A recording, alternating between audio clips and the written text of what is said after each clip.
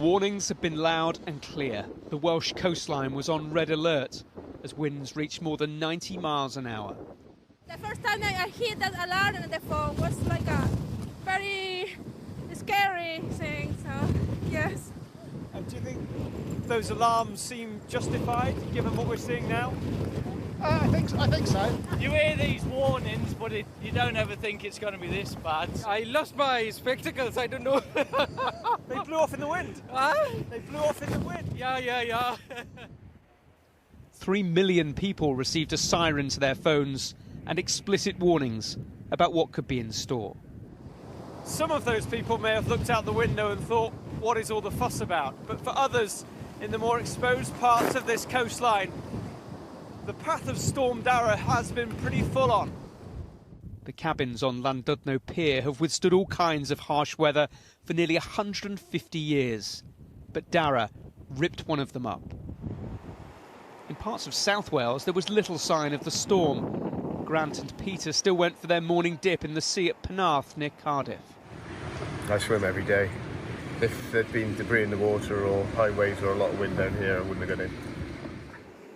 And it didn't put off those who fish here regularly. It's pretty safe, as you can see. It's not that bad, is it? I think it's a bit of an overreaction, and as long as you're safe, you feel safe, I think, yeah.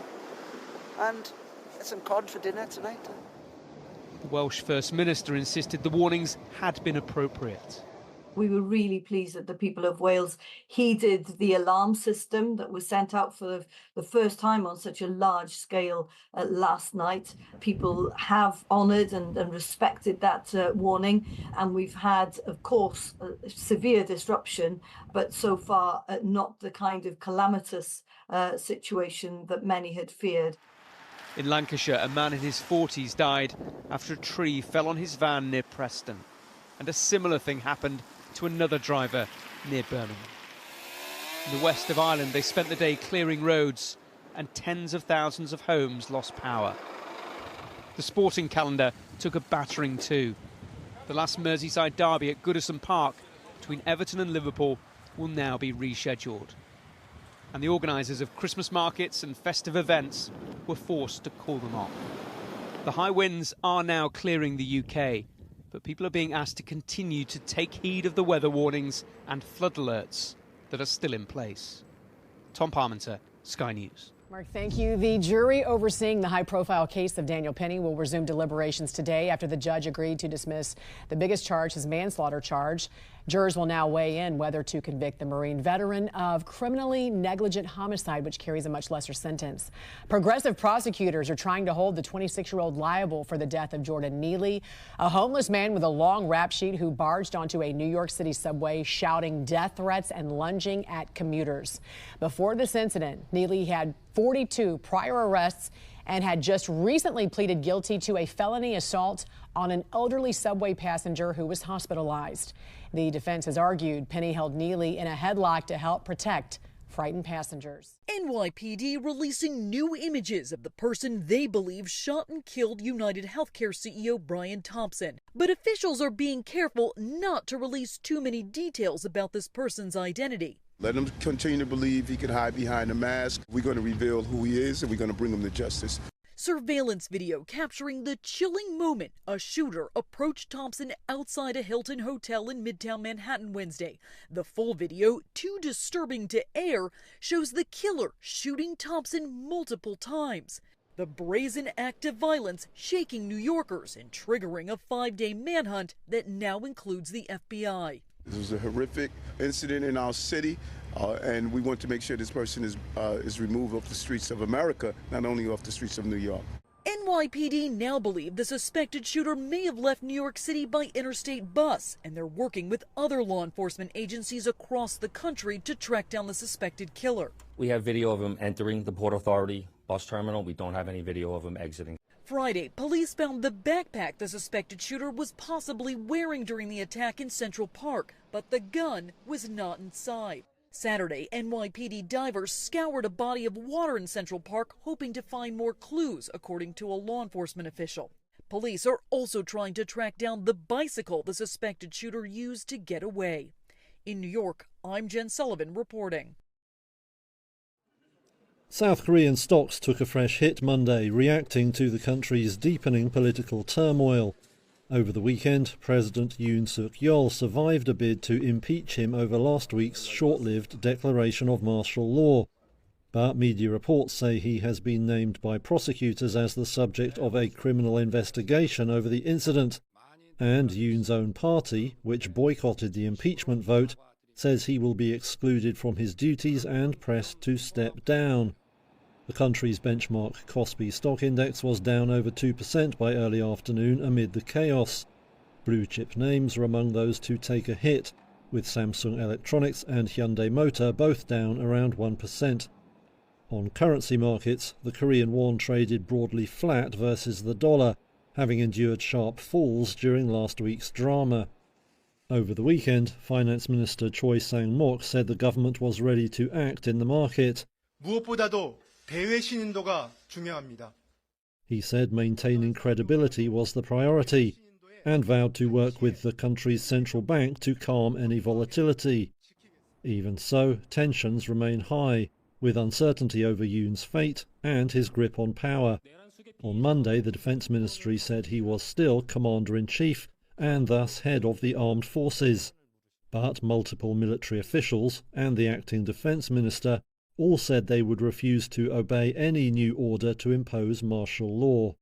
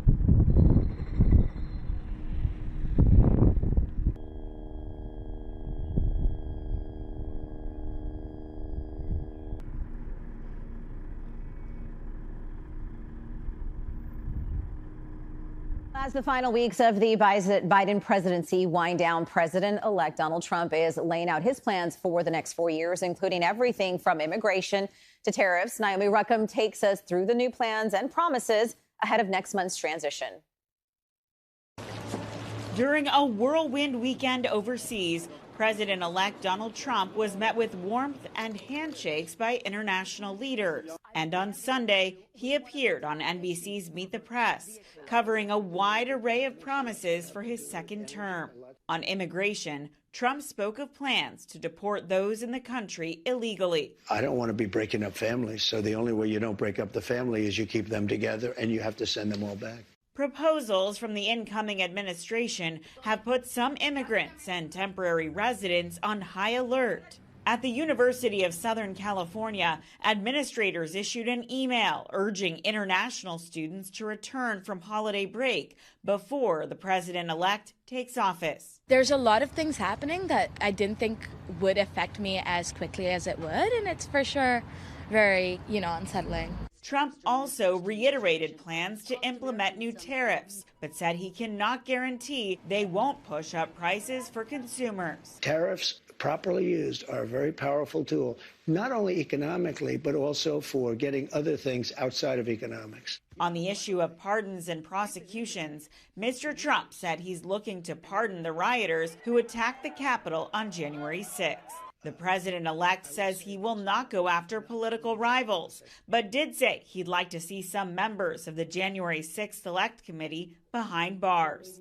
President-elect Donald Trump is back in the United States after a brief trip to France this weekend. While there, he met with French President Emmanuel Macron and Ukrainian President Volodymyr Zelensky and celebrated the reopening of the Notre Dame Cathedral.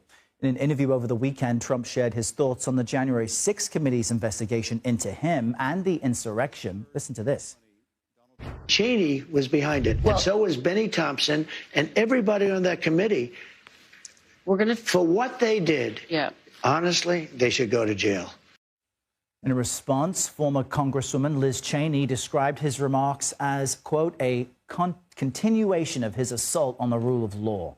Trump also shared his plans to pardon those who rioted at the Capitol on January 6th. I'm going to look at everything. We're going to look at individual cases, Okay. But I'm going to be acting very quickly. Within your first 100 days, first day? First day. Attorney and CBS News political reporter Katrina Kaufman is in Paris this morning following all of these threads for us. So many interesting things out of this interview, Katrina. What reasoning has Trump given for his plans to pardon January 6 rioters? Errol, what Trump says is that these defendants have been wrongly prosecuted. He calls the system corrupt, and he says that he, too, has experienced its corruption. So as we just heard, he says that day one of his presidency, he is going to look at these cases on a case-by-case basis, and we're going to see widespread pardons of these January 6 defendants. And this will set quite a precedent, Errol, that you can try to interfere with the peaceful transfer of power of the U.S. government and use force or violence and potentially not see consequences in the United States. He also said he wants to end birthright citizenship. There are questions as to if that's even constitutionally possible, but he can increase tariffs. He doubled down on that pledge in this interview as well. What did he say there? Well, one thing he said that I think is notable is when he was pressed about his plans with tariffs during the Meet the Press interview, he said that he cannot guarantee that it won't end up costing Americans more.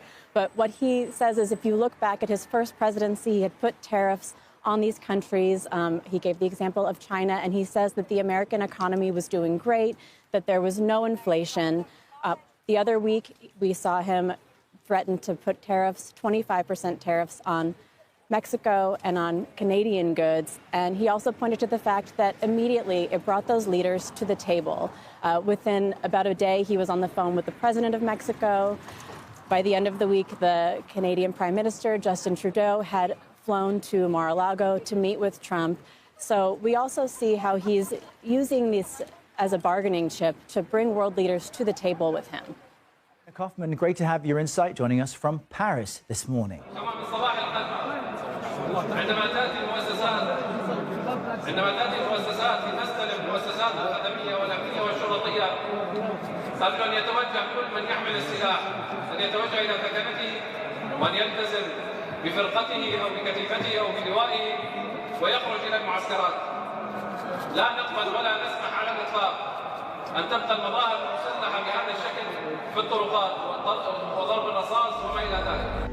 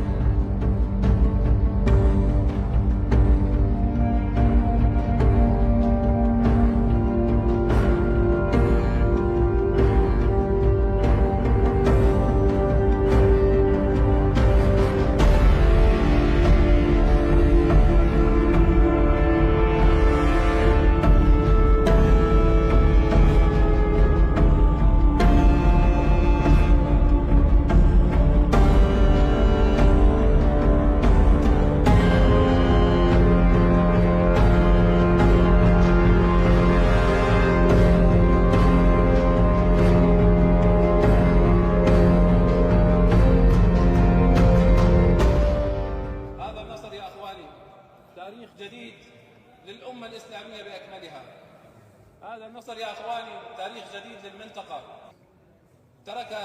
سوريا تركها مزرعة للأطماع الإيرانية، نشر فيها الطائفية.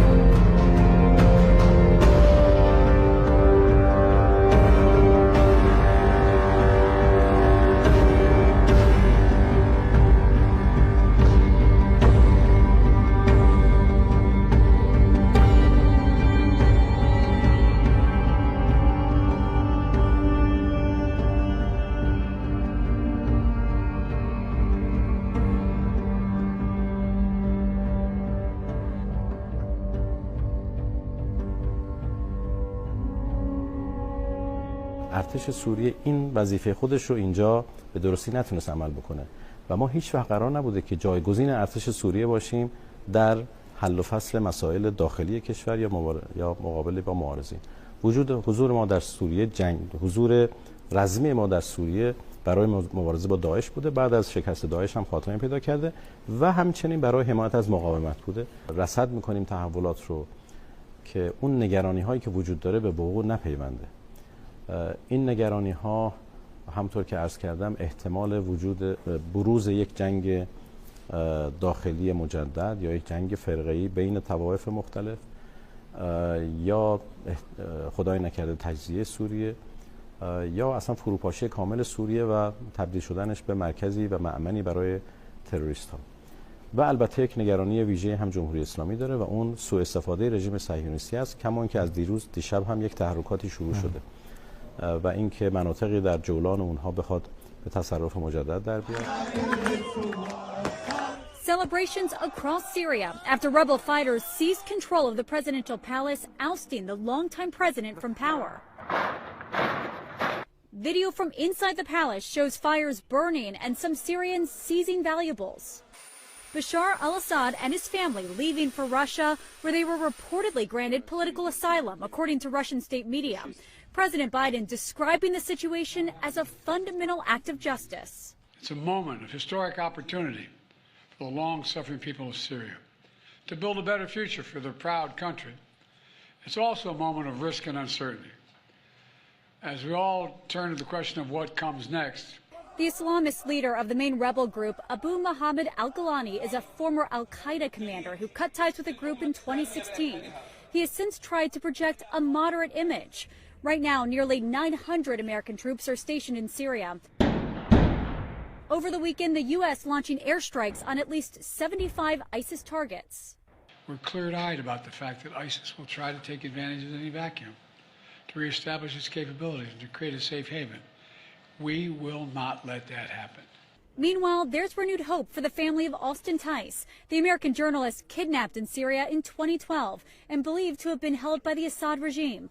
President Biden saying, "We think we can get him back." We're reaching out to anyone and everyone from the media, from the White House, from the State Department to do what they can to take advantage of this singular moment. Meanwhile, the Israeli military sent ground troops to the Syrian border on Sunday to try and stabilize the area. This is the first time Israel has crossed into territory in Syria since the war in 1973. Nicole D'Antonio, ABC. The U.S. bombed dozens of ISIS targets in central Syria yesterday after the country's longtime dictator fled the country. And South Korea's president is now being investigated for treason and abuse of power. Good morning, I'm Corva Coleman from NPR News, and here are today's top stories. A Syrian rebel group says it's now controlling Syria's capital, Damascus. The Kremlin says former Syrian President Bashar al-Assad has been given asylum in Russia. It's not clear who will now run Syria, but one main rebel group says it's willing to work with all Syrians. The U.S. does not want one of those groups to be Islamic State. Defense Secretary Lloyd Austin says the U.S. bombed 75 ISIS targets in central Syria yesterday. We're still evaluating the results, but I think that we're going to find that we've been pretty successful. But that's focused on ISIS, to keep the pressure on ISIS and to deny them the ability to easily research. There are reports that Israel has also bombed areas in Syria, singling out places that allegedly held stashes of the former regime's chemical weapons. Israel has also moved across the unofficial border into Syria. Israel is seeking to control a buffer zone to stop militants from attacking. South Korea's Justice Ministry has slapped a travel ban on that country's president. NPR's Anthony Kuhn reports from Seoul. President Yoon Song-yeol is under investigation for treason and abuse of power following his failed attempt to declare martial law. Yoon has been booked as a suspect by both police and special corruption investigators. On Saturday, Yoon escaped impeachment when his party's lawmakers boycotted a vote in parliament. On Sunday, South Korea's prime minister and the head of the ruling party said that Yoon would resign at an unspecified date, and until then, they would take over running the government. The defense ministry seemed to contradict that, saying that Yoon is still commander-in-chief of the military. The opposition argues that command of the military must not be left to someone who just tried to stage an insurrection, and relieving Yoon of his presidential duties is the only legal option. Anthony Kuhn, NPR News, Seoul. Democratic senators from New Jersey and California will be sworn into the U.S. Congress today. They will take over for caretaker appointees before they start their own full 6-year Senate terms in January. From member station KQED, Marisa Lagos has more. Andy Kim will replace interim New Jersey Senator George Helmy, who was named to the seat in August after former Senator Bob Menendez was convicted on corruption charges and resigned. Adam Schiff will take the reins from interim California Senator LaFonza Butler, who was appointed to the seat after Dianne Feinstein's death last year. By taking office now, both men will enjoy more seniority than the rest of the freshman class of senators. Schiff says that could give them a bit more sway in the Senate, even with Democrats in the minority. That can be pretty helpful, actually, to start early, gives you a head start on committee assignment. Both men won special elections to fill out the remainder of this term, as well as a full 6-year term starting January 3rd. For NPR News, I'm Marisa Lagos in San Francisco. President-elect Trump says he will proceed with mass deportations when he takes office next year. He was interviewed on NBC's Meet the Press. Trump says he would begin with convicted criminals, but could go beyond that. Trump also focused on tariffs. Economists say if Trump imposes large tariffs on goods and services coming into the U.S., this will drive up prices for consumers. But Trump said in the interview he couldn't guarantee anything. I'm Corva Coleman.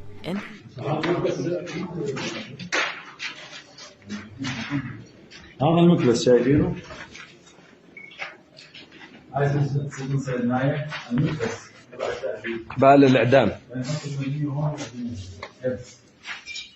هاي أحبال الإعدام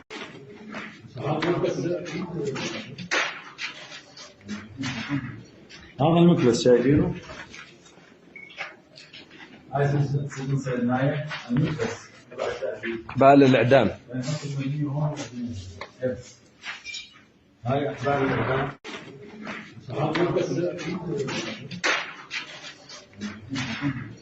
هذا المثلث شايفينه؟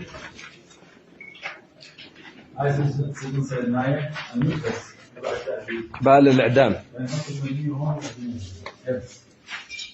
هاي أحبال الإعدام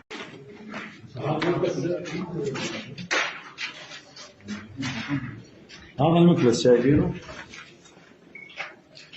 عايز سيد معايا المثلث بال الإعدام هاي أحبال الإعدام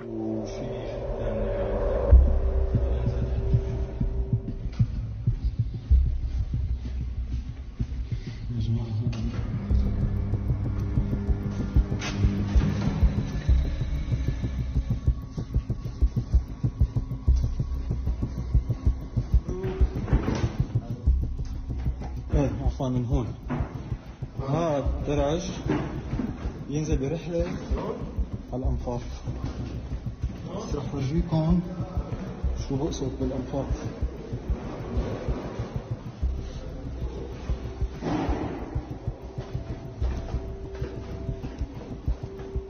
وفي جدا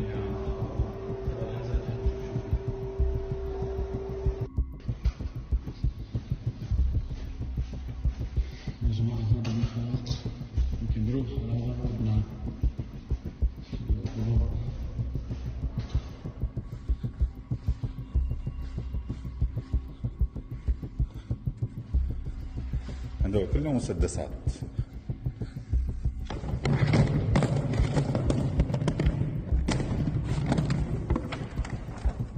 ساعات.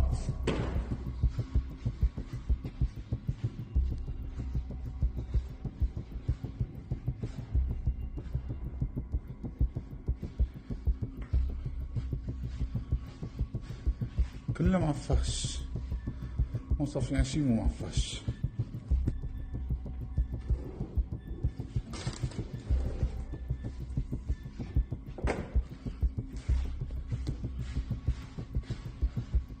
هاي المعسلات تبعه جاهزة. شو بيشرب الواطي؟